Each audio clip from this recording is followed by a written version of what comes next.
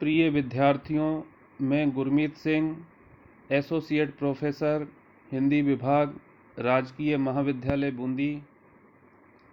आज के मेरे ई व्याख्यान का विषय बीए प्रथम वर्ष हिंदी साहित्य प्रथम प्रश्न पत्र के अंतर्गत पाठ्य पुस्तक भक्ति काव्य में संकलित कवि कबीर से संबंधित है। आज हम कबीर की काव्यगत विशेषताओं के अंतर्गत उनके कला पक्ष पर चर्चा करेंगे। इससे पूर्व के व्याख्यान में हमने कबीर की काव्यगत विशेषताओं के अंतर्गत उनके भाव पक्ष पर चर्चा की थी, जिसमें मुख्य रूप से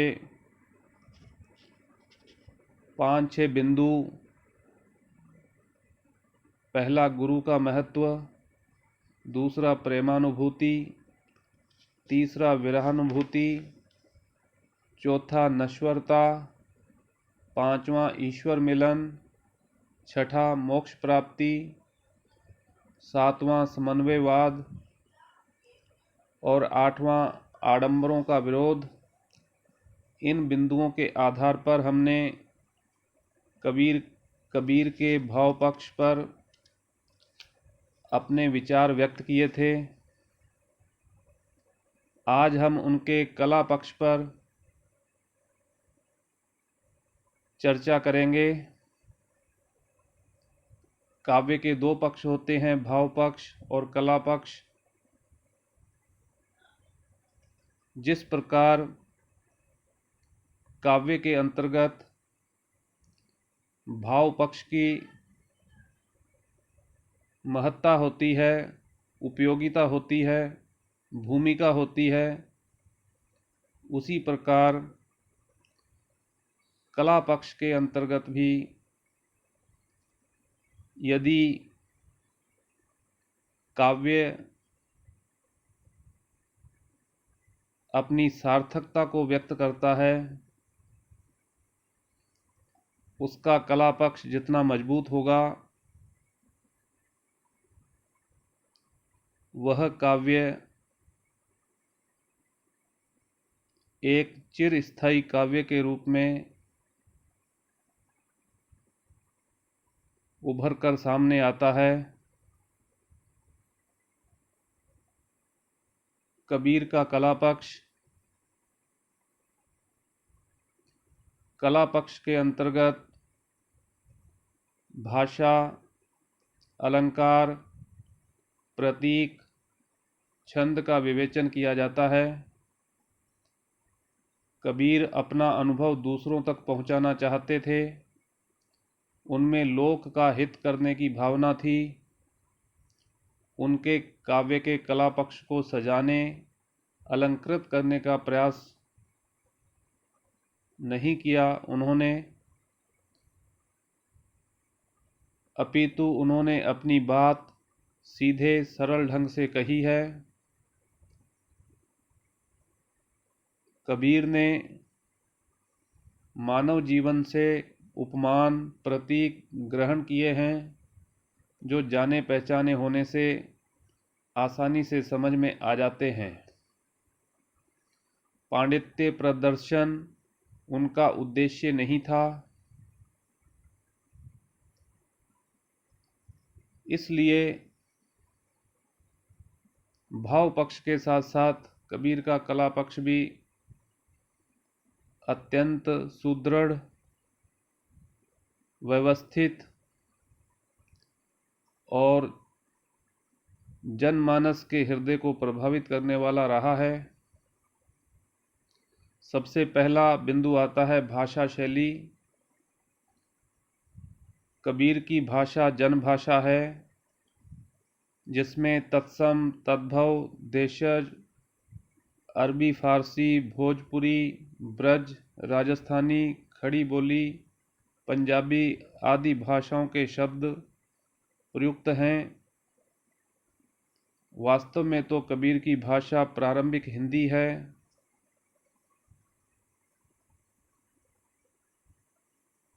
इस प्रकार कई विद्वानों ने कबीर की भाषा को सधुकड़ी भाषा कहा है।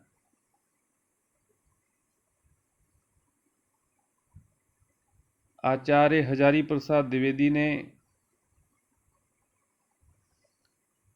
कबीर की भाषा की प्रशंसा करते हुए कहा है कि कबीर भाषा के डिक्टेटर हैं। वे अपनी बात जैसे चाहते हैं वैसे व्यक्त करा लेते हैं। इसका अभिप्राय यह है कि कबीर भाषा के तानाशाह थे। उनका भाषा पर पूर्ण अधिकार था। भाषा मानो उनकी अनुगामिनी थी। कबीर का काव्य भाषा की दृष्टि से अत्यंत प्रभावी और औचित्यपूर्ण है।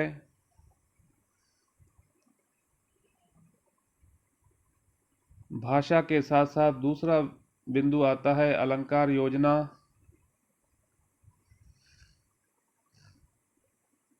कबीर ने अपने काव्य में अन्योक्ति शैली, प्रतीक शैली, व्यंग्य शैली, उलटबांसी शैली, प्रबोधन शैली, विरोधमूलक शैली आदि का प्रयोग किया है।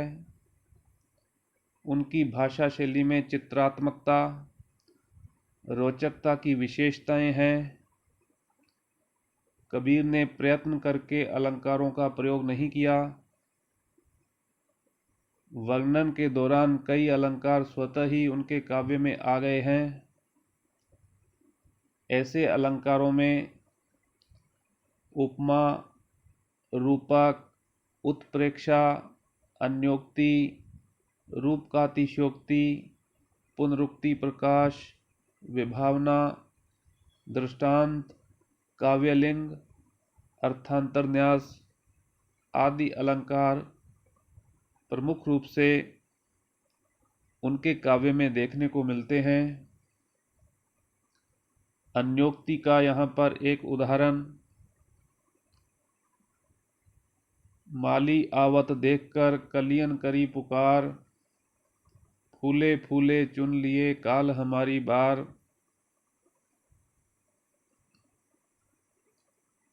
इसी प्रकार रूपक अलंकार उनके काव्य में देखने को मिलता है, जिसमें वह कहते हैं, नैनों की करी कोठरी पुतरी पलंग बिछाए, पलकों की चिक डारी के पीव को लिया रिझाए।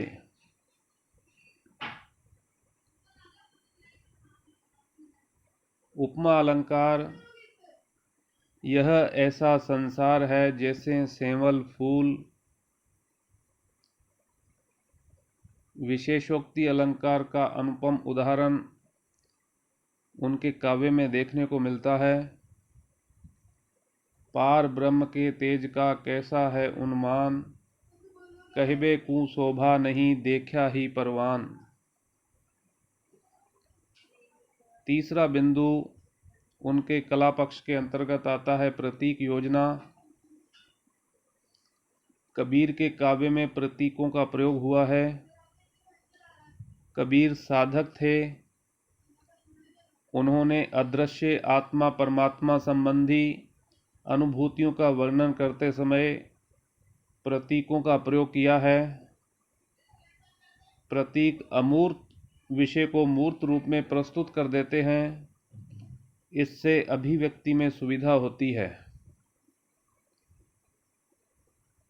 कबीर ने नित्य प्रति की जिंदगी से बहुत से प्रतीक चुने हैं।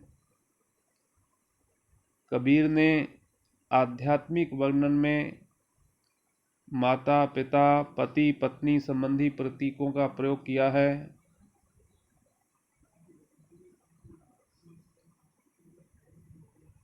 कबीर के काव्य में रूपात्मक प्रतीक बहुत हैं।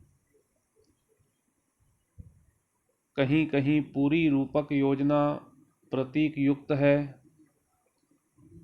एक ही अर्थ देने वाले कई प्रतीकों का भी प्रयोग किया है। जैसे माया के लिए ठगनी, नारी, गैया, छेरी, बिलैया, माता आदि प्रतीकों का प्रयोग किया गया है। जीवात्मा के लिए पूत, जुलाहा, सिंह, भौरा, दूल्हा आदि प्रतीक प्रयुक्त हुए हैं।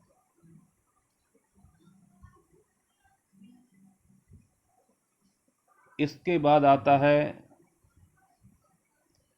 चौथा बिंदु, छंद प्रयोग। काव्य में कोई न कोई छंद रहता है।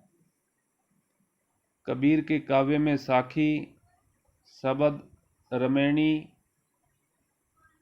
और पद इनका ही अधिक प्रयोग हुआ है। पदों में भी चौपाई, सवैया, मात्रिक, दंडक, विष्णुपद आदि छंदों का मेल हुआ है। कबीर की साखियां दोहा प्रतीत होती हैं, फिर भी इनमें और छंद भी मिले हुए हैं। साखियों में दोहा, सोरठा, उल्लाला, हरिपद आदि छंद जुड़े हुए हैं। इससे स्पष्ट है कि कबीर भाव की अभिव्यक्ति के लिए छंद में परिवर्तन कर लेते हैं। अतः निष्कर्ष रूप में कहा जा सकता है कि कबीर के मस्त मौला फक्कड़ स्वभाव की झलक उनके काव्य के भाव पक्ष और कला पक्ष दोनों में मिलती है। वे सिर से पैर तक मस्त मौला थे। उनके काव्य में अनुभूति की सच्चाई और आत्मा का बल है। इसी कारण वे अक्खड़ निर्भय दिखाई देते हैं।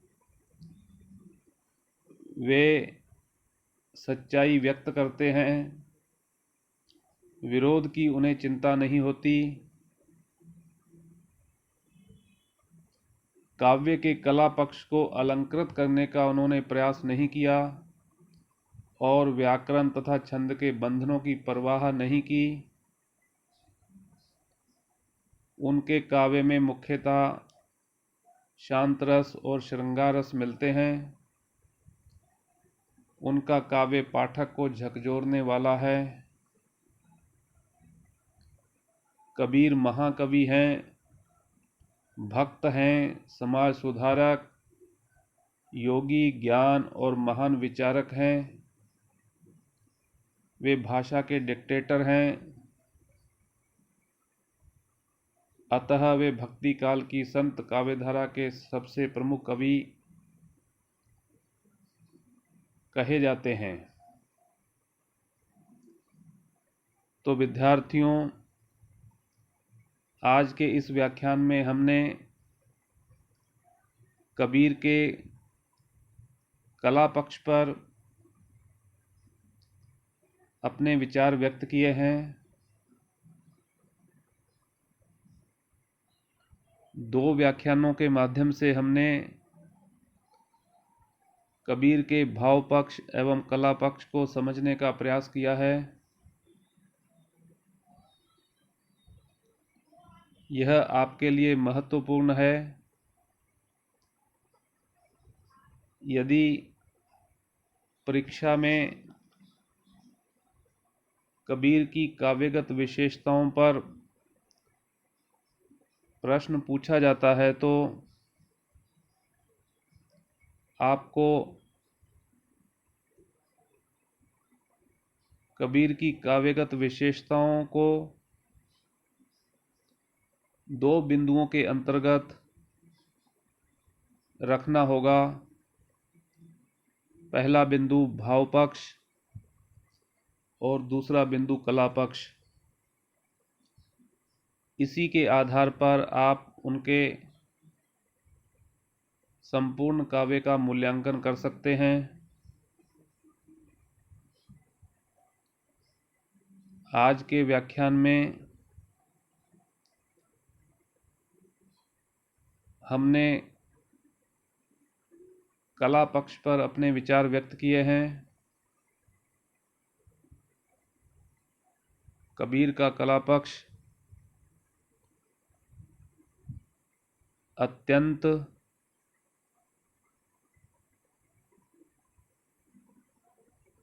उच्च कोटि का कहा जा सकता है, क्योंकि आचार्य हजारी प्रसाद द्विवेदी ने उनको भाषा का तानाशाह कहा है।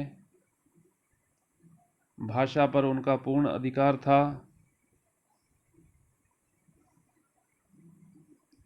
उनकी भाषा सधुकड़ी है, जिसको पंचमेल खिचड़ी के नाम से भी जाना जाता है। आज का व्याख्यान यहीं पर समाप्त होता है। अगला व्याख्यान अगले वीडियो में प्रसारित किया जाएगा।